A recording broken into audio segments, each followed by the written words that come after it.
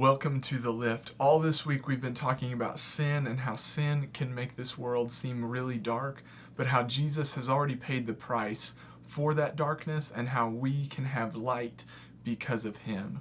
On Tuesday we talked about how the wages of sin is death, but Jesus gave us this free gift of eternal life and light. And then yesterday, we talked about how temptations are going to come our way, but when they come our way, we can have faith because God is faithful, and we can know that we're not weird for facing the things that we face, and we can know that God will always give us a way out. Today, what I want to talk about is after you screw up. If you do screw up, if you do sin, and as we found out, we all do. So today, I want to take you through the ABCs of what I think will help you if you do screw up.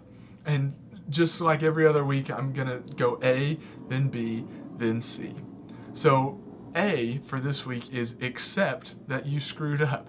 It's really hard to accept God's forgiveness when you won't even admit that you have a problem. And just like AA or any other program, the first step to solving your problem is admitting that you have a problem. And so A is accept that you screwed up. Look at yourself, examine yourself, talk to God about it, and accept that what you did was wrong.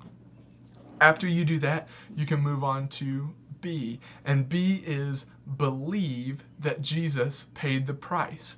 Just like we talked about on Tuesday, even though you screwed up, that doesn't have to be the end, and it doesn't have to mean that you live in this darkness. It doesn't mean that you have to keep on sinning. It doesn't mean that you have to keep giving in to all of these things.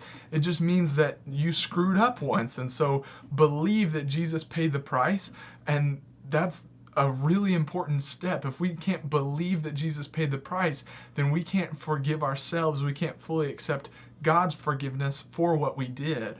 So A is accept that you screwed up, and then B is believe that Jesus paid the price for your screw up. He knew you were going to screw up before you did, so just let him take that for you. And then C is that we need to confess and change. Now, there's two parts, I believe, to confession. The first part is we need to talk to God, and we need to let him know that we know we screwed up, and we need to ask him for forgiveness. That's the first confession. And the second one that I think helps, at least it's helped me a whole lot in my life, is we need to find someone that we can talk to about this sin that we have committed. Even if it seems like something real small, just send someone a text or talk to them about it and let them know, hey, here's how I screwed up. I want to do better.